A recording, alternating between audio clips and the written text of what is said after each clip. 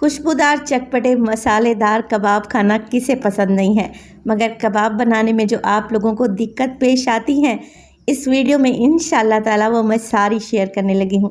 बिस्मिल्लाहिर्रहमानिर्रहीम, अस्सलामुअलैकुम। खुश रहें, आबाद रहें, जहाँ भी रहें, हैप्पी रहें और हेल्दी रहें। तो मैं हूँ फ़ाइज़ा और वेलकम करती हूँ आपको चटपटे पकवान में।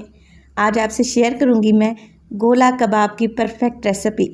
मेरी रेसिपी को फॉलो करेंगे ना, रेसिपी इतनी शानदार बनेगी कि कबाब आपके मुंह में घुलते जाएंगे। इंतहाई सॉफ्ट और जूसी कबाब तैयार होंगे इंशाल्लाह ताला, और मैं इन्हें फ्राइंग पैन में बनाऊंगी। तो रेसिपी को एंड तक देखें, अच्छी लगे लाइक कर दें और चटपटे पकवान को सब्सक्राइब भी कर लें। तो चलें रेसिपी स्टार्ट कर लेते हैं। अच्छा, गोला कबाब बनाने के लिए जो आप लोगों ने कीमा लेना है, कीमे को आप लोगों ने हरगिज़ नहीं धोना।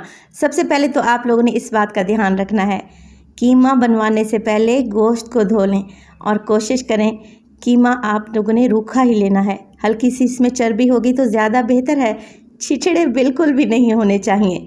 चलें जी, कीमे को डाल दिया है मैंने एक चॉपर में, और अब इसमें डालेंगे मज़ीद कुछ चीज़ें। चलें जी, यहाँ पर ले लिया है मैंने बीफ का कीमा तकरीबन 500 ग्राम, यानी कि आधा किलो। आप लोग मटन का कीमा भी ले सकते हैं। इसमें डालूंगी अदरक लहसुन का पेस्ट हाफ टेबल स्पून, और 200 ग्राम इसमें डालूंगी बोनलेस चिकन। अब आप लोग सोचेंगे कि ये चिकन क्यों डाल रही है बीफ में, तो चिकन डालने से कबाब मॉइस्ट बनेंगे, जूसी बनेंगे, सॉफ्ट बनेंगे, और इनका कलर भी बहुत ही खूबसूरत आएगा। यकीन नहीं आता तो बना कर देख लें। चलें जी, एक मीडियम साइज़ के प्याज को रफली चॉप करके डाल दें। इसके अलावा शामिल करें 3 से 4 हरी मिर्चें, या जितना तीखा आप लोग खाना पसंद करते हैं। नमक डालेंगे हस्बे जायका, मैं डाल रही हूँ तकरीबन 1 टीस्पून। हाफ़ टी स्पून डालूँगी काली मिर्च का पाउडर। पिसा हुआ गरम मसाला डालेंगे हाफ़ टी स्पून। इसके अलावा मैं शामिल करने लगी हूँ मोटी कुटी हुई लाल मिर्च हाफ़ टी स्पून। इसके अलावा इसमें डालेंगे पिसी हुई लाल मिर्च तकरीबन 1/4 टीस्पून।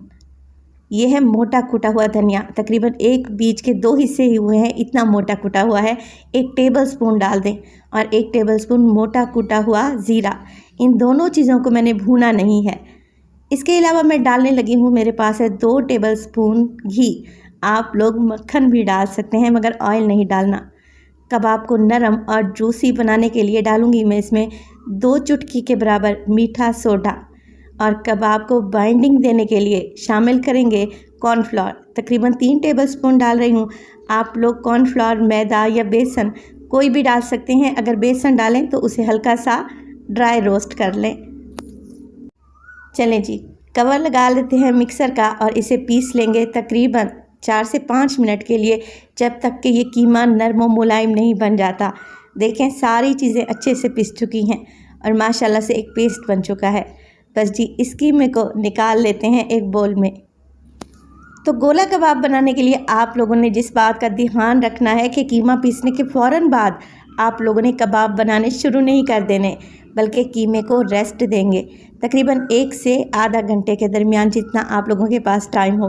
तो मैं कवर लगाकर इसे फ्रिज में रख दूँगी ताकि कीमा मैरिनेट हो, और जब हम कबाब बनाएं तो बहुत ही ज़बरदस्त बने। कवर लगा दें और फ्रिज में रख दें आधे घंटे के लिए, या आप 1 से 2 घंटे के लिए भी रख सकते हैं। तो ये मज़ेदार से गोला कबाब बनाकर हम लोग फ्रीज़ भी कर सकते हैं। मैं आपको बताऊंगी कि आप इन्हें किस स्टेज पर फ्रीज़ करें। अब देखें 1 घंटे के बाद यहाँ पर कबाब का मिक्स अच्छे तरीके से मैरिनेट हो चुका है। कबाब बनाने के लिए मैं एक पेंसिल का इस्तेमाल कर रही हूँ। इसके अलावा थोड़ा सा मैंने कुकिंग ऑयल भी साथ रख लिया है ताकि हाथों को ग्रीस कर सकूँ। अब देखें थोड़ा सा मिक्स उठाएंगे हम कीमे का। जैसे ही आप कीमा उठाएंगे ना, आपको महसूस होगा ये कितना सॉफ्ट है, क्योंकि हमने इसमें चिकन भी ऐड किया है। हाथों की मदद से पहले एक बॉल बना लें, और फिर इस तरीके से पेंसिल इसके अंदर एंटर करें और गोला कबाब की शेप दे दें। मीडियम साइज़ के गोला कबाब बनाएं ताकि ये अंदर से कच्चे ना रहें।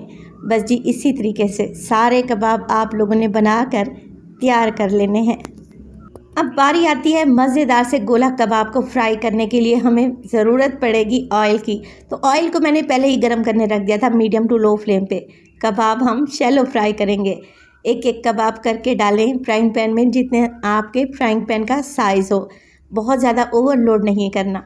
और देखें 1 मिनट के लिए तो बिल्कुल ना छेड़ें, 1 मिनट के बाद इन पर हल्का सा ऑयल उछालें और इनकी साइड को चेंज कर दें। अब आप जिस तरीके से मर्ज़ी इन्हें उल्टे पलटें, ये बिल्कुल भी नहीं टूटेंगे इंशाअल्लाह ताला और ना ही ऑयल में बिखरेंगे। साइडें बदल बदल कर आप इन्हें फ्राई करें मीडियम टू लो फ्लेम पे, ताकि ये अंदर तक पकें और इनमें कच्चा कीमा ना रहे। देखें, इन्हें फ्राई करते हुए मुझे तकरीबन 7 से 8 मिनट गुजर चुके हैं। माशाल्लाह से आप कलर चेक करें, लग रहे हैं ना बेहद टेस्टी और मज़े के। तो आप लोगों ने गोला कबाब को उतार लेना है और बाकी के भी इसी तरीके से फ्राई कर लेने हैं। रेसिपी स्टेज पर ज़रा सी भी अच्छी लग रही हो, रेसिपी को लाइक कर दिया करें और चटपटे पकवान को सब्सक्राइब भी कर लें। आप सब लोगों का बेहद शुक्रिया। अब देखें, गोला कबाब मैंने सारे फ्राई कर लिए हैं। इन्हें डालूंगी एक बोल में, हल्का सा चाट मसाला छिड़कें और इन्हें दें एक स्मोकी टेस्ट, जिसके लिए मैंने एक कोयला पहले से ही गर्म करने रख दिया था। कोयले के ऊपर डालेंगे 2 से 3 ड्रॉप कुकिंग ऑयल और कवर लगा देंगे 5 मिनट के लिए। 5 मिनट के बाद कोयले वाली कटोरी को निकाल लें और यकीन करें आपको इतनी ज़बरदस्त सी खुशबू आएगी जैसे आप किसी बारबेक्यू शॉप के बाहर खड़े हुए हैं। ज़बरदस्त से गोला कबाब घर में ही तैयार हो गए, जिन्हें मैंने सर्व किया है ग्रीन चटनी, सलाद और नान के साथ। आप लोग पूरी पराठा के साथ भी सर्व कर सकते हैं। निहायत ही टेस्टी बनते हैं। एक दफ़ा इस रेसिपी को आप लोगों ने लाजमी ट्राई करना है। देखें, मैं आपको तोड़ कर दिखाती हूँ कि ये कितने सॉफ्ट बने हैं और माशाल्लाह से कलर कितना खूबसूरत आया है, क्योंकि हमने इसमें चिकन का इस्तेमाल किया है। रेसिपी ट्राई करें, अच्छी लगे लाइक कर दें और चटपटे पकवान को सब्सक्राइब भी कर लें। आप सब लोगों का बेहद शुक्रिया। तो अपना बहुत सारा ख्याल रखिएगा। फ़ाइज़ा को अपनी दुआओं में याद रखिएगा। मुझे दीजिए इजाज़त। टिल देन, अल्लाह निगहबान।